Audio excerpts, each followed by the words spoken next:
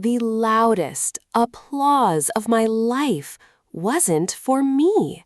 It was for my younger brother, even though I was the one graduating. As I stood in my cap and gown, waiting for my name to be called, my father walked onto the stage, smiled into the microphone, and dedicated his entire speech to the son who had dropped out of college 3 times. I remember looking around, wondering if I had somehow misunderstood what day it was. But then something happened that no one in that auditorium expected.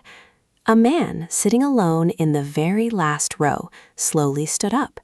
He wasn't family. At least, that's what I thought. When he spoke my name, my father nearly dropped the microphone, and within the next 10 minutes, the biggest lie my family had ever told finally came crashing down. My name is Claire Donovan, and this is the day I learned that the people who raise you aren't always the ones who protect the truth. 28-year-old Claire Donovan has spent her entire life believing she was the invisible child in her family. While her younger brother received every opportunity, Claire quietly built her own future through determination and sacrifice. On the day she earns her master's degree, her father publicly humiliates her one last time by giving the family honor to her brother instead. But moments later, an unexpected stranger stands up in the audience and reveals a truth buried for more than 25 years, one that changes Claire's life forever. Growing up, I learned very early that love in our house always seemed to come with conditions. If my little brother Ryan scored a C on a math test, my parents celebrated how hard he had worked.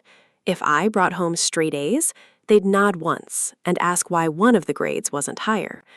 It wasn't cruelty, at least not the obvious kind. It was something quieter, the kind that slowly teaches a child not to expect applause. My mother always said Ryan needed more encouragement because life was harder for him.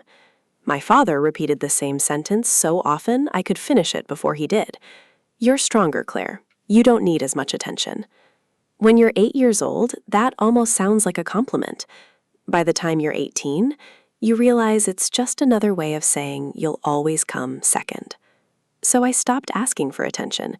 Instead, I earned scholarships, worked 2 jobs, graduated college without a single dollar of family help.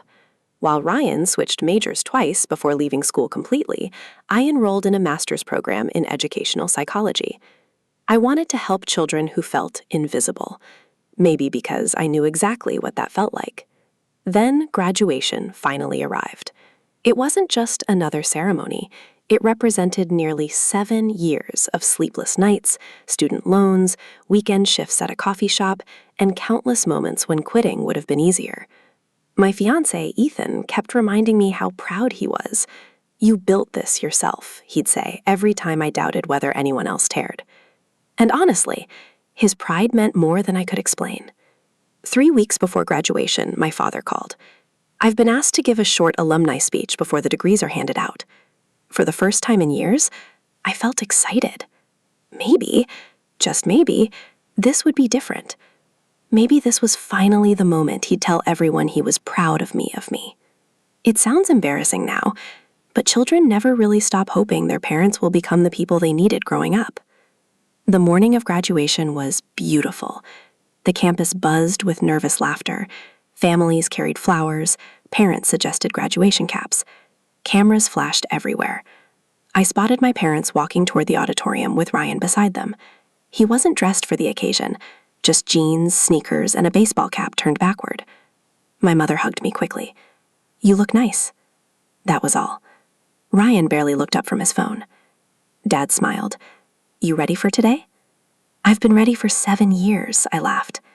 He chuckled too, but something about his smile felt rehearsed, like he already knew how the day would end. Inside the auditorium, graduates lined up while families filled the seats. From backstage, I could see Ethan waving enthusiastically from the front row. Next to him sat an older gentleman I didn't recognize. Gray hair, dark blue suit, hands folded neatly over a polished wooden cane. Every few minutes he glanced toward me with an expression that felt strangely familiar. Not recognition, more like relief. I assumed he was someone's grandfather. Eventually, the ceremony began. The dean welcomed everyone before introducing a distinguished alumnus who would offer a few words. "My pleasure," the dean announced, "to welcome Mr. Richard Donovan." My father walked confidently onto the stage. Everyone applauded, including me. He adjusted the microphone, smiled, then began. When people ask what I'm most proud of, I smiled automatically. I always think about my son Ryan. The smile disappeared from my face. Maybe he was starting with Ryan before mentioning me. That made sense, didn't it? He continued. Success isn't always about degrees.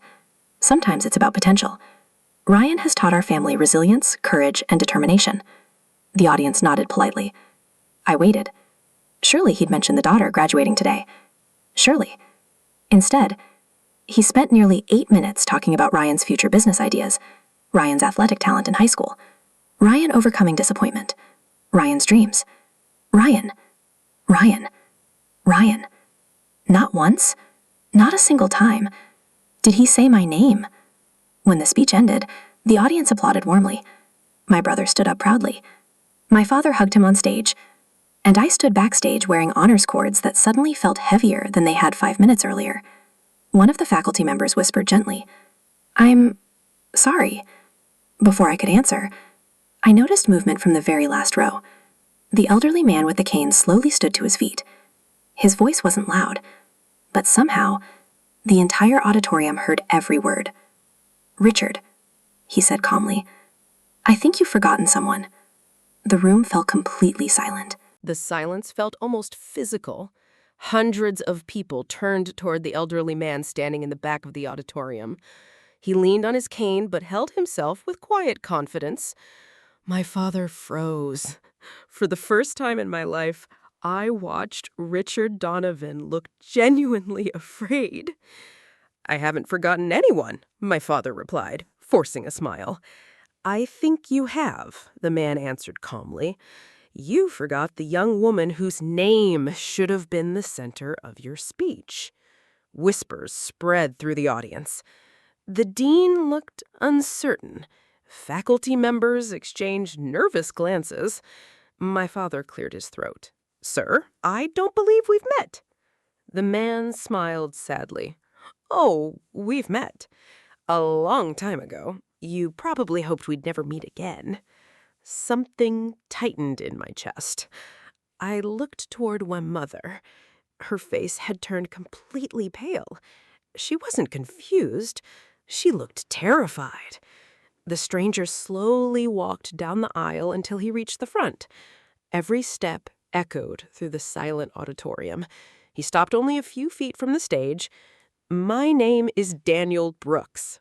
I wasn't invited today, but I promised myself that if Claire ever reached one of life's biggest moments, I'd finally keep a promise I made 26 years ago." I'd never heard that name before, yet somehow it felt strangely familiar. My father stepped away from the microphone.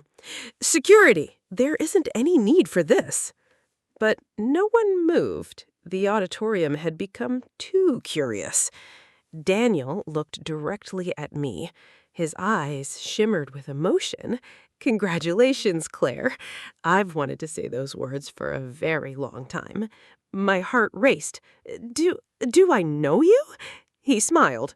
"No, and that's exactly why I'm here." He reached into the inside pocket of his jacket. Several people gasped. Instead of anything dangerous, he pulled out a thick envelope. Its corners were worn, the paper was decades old. He carefully removed several photographs. "I think these belong to you."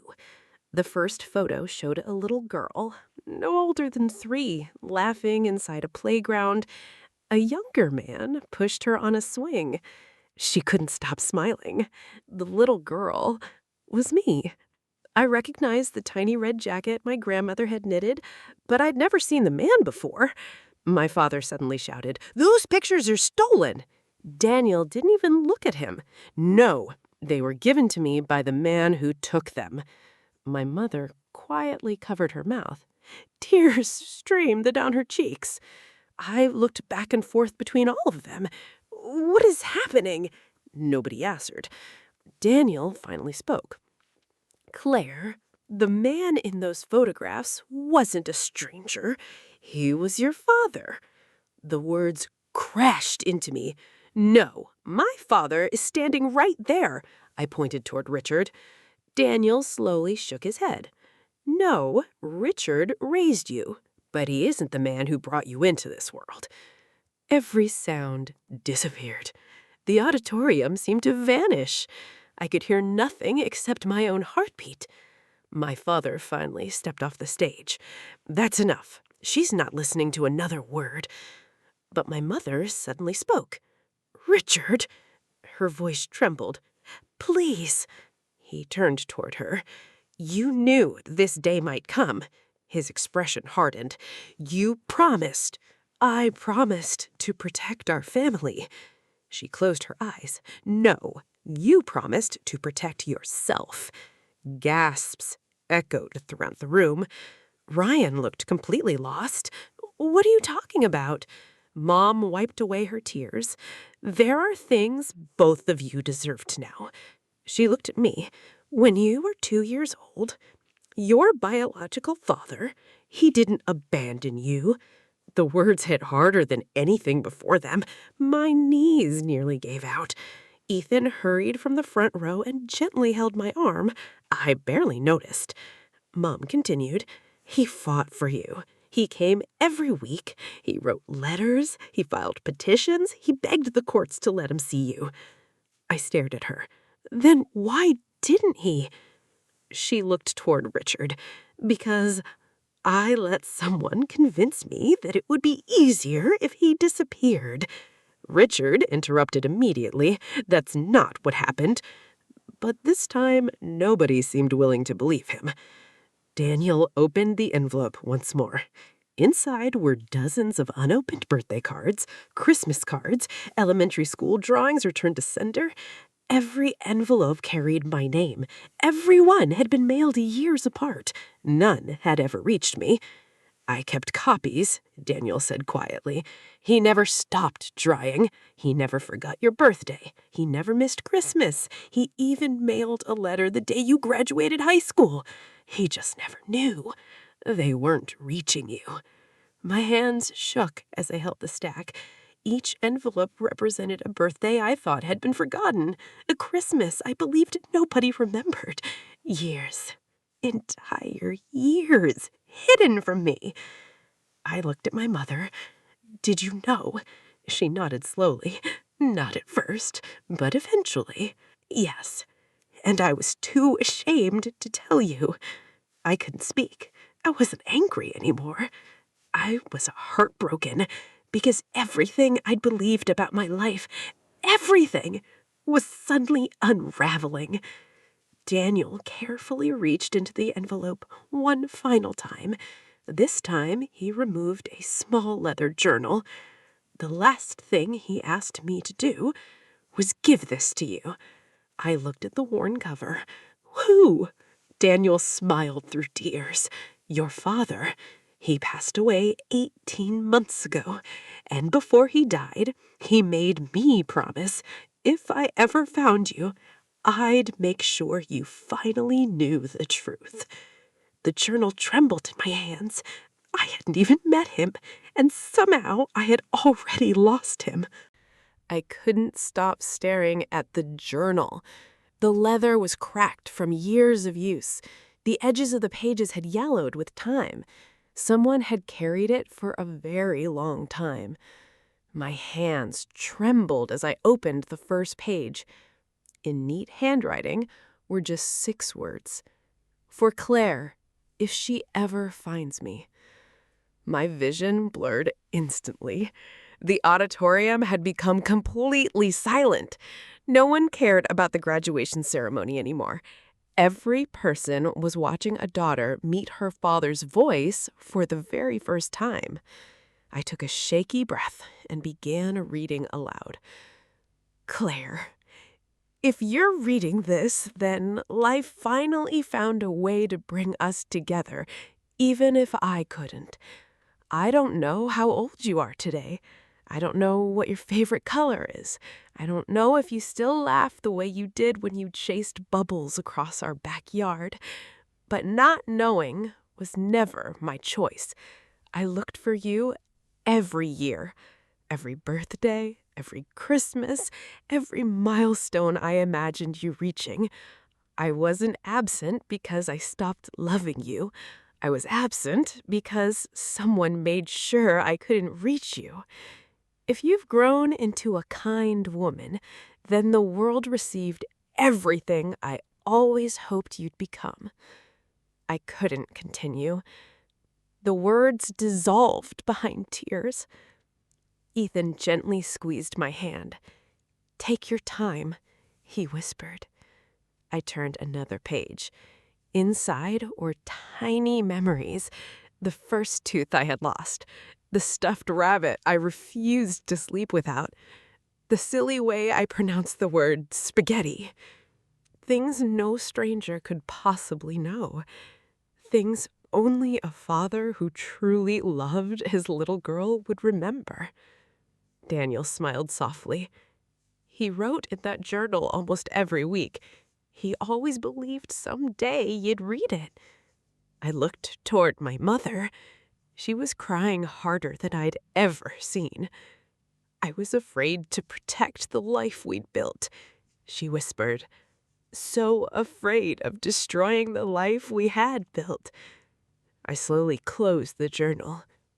"You didn't protect my life. You protected the lie." She nodded through tears. "I know." Richard suddenly stepped forward. I did what any father would do. I looked directly into his eyes. "No, a father doesn't erase another father. A father doesn't steal 26 years. A father doesn't stand on a stage celebrating one child while pretending the other doesn't exist." For the first time, he had nothing to say. Ryan quietly walked toward me. His face was pale. "I swear I never knew." I believed him. He wasn't the villain. He had simply grown up inside the same story I had. "I'm sorry," he whispered, "for all the times I thought Mom and Dad treated us normally." I hugged him, not because everything was suddenly fixed, but because neither of us had chosen the roles we'd been given. The dean finally stepped back to the microphone. "I've worked at this university for 22 years. I've never witnessed anything like today." He looked toward me. "Claire, before this ceremony ends, I think there's something we should correct." He turned toward the audience. "I'd like everyone here to recognize the graduate whose perseverance brought us all together today." The auditorium erupted. People stood, one row after another, then another. Within seconds, every single person was on their feet. The standing ovation seemed endless. I wasn't being applauded for surviving my family. I was being applauded for becoming myself despite them. As the cheers echoed through the room, I instinctively looked toward the empty chair beside Daniel. For just a second, I imagined someone sitting there, smiling proudly. Maybe that was wishful thinking. Maybe it was healing. Either way, I smiled back. Months passed after graduation. Life didn't magically become perfect. Healing never works that way. My relationship with my mother became slow, careful, and honest for the first time. She answered every question I asked, even the painful ones. Richard moved out shortly afterwards. I haven't spoken to him since that day. Not because I hate him, but because some distances protect peace. Ryan and I became closer than we'd ever been. Without favoritism standing between us, we finally had the chance to become brother and sister instead of competitors. Daniel became part of my life, too. Every few weeks, we'd meet for coffee. He'd tell me stories my father never got the chance to share. Stories about camping trips we'd planned, birthday presents he'd already bought before losing custody, the tiny bicycle he'd spent an entire weekend assembling, never knowing I'd never ride it. Each story hurt, but each story also gave me something I'd been missing my entire life. A history, a beginning, a father. 6 months later, Ethan and I got married. There was no dramatic ceremony, no grand speeches, just family. The family we'd chosen. Before the music began, Daniel quietly handed me a small wrapped box. Inside was an old silver pocket watch. "It belonged to your dad," he said. "He wanted you to have it on your wedding day." Engraved inside were simple words. "Time never changes love." I carried it down the aisle, not because it erased the years we'd lost, but because love, real love, can survive years that people cannot. Sometimes people ask if I wish I'd learned the truth sooner. Of course I do. I wish I'd had birthdays with him, Christmas mornings, phone calls, advice, arguments, hugs, an ordinary life. But wishing can't rewrite history. Truth can only begin where lies finally end. That day at my graduation, I believed I'd been forgotten once again. Instead, I discovered someone had been remembering me every single day. Sometimes the greatest inheritance isn't money or a house or a family name. Sometimes it's discovering that somewhere, against impossible odds, you were loved far more deeply than you ever imagined. And once you know that, no one can ever take it away again. If this story touched your heart, don't forget to like this video, subscribe to the channel, and turn on notifications. We share powerful emotional stories every week that remind us how truth, love, and resilience can change life when we least expect it.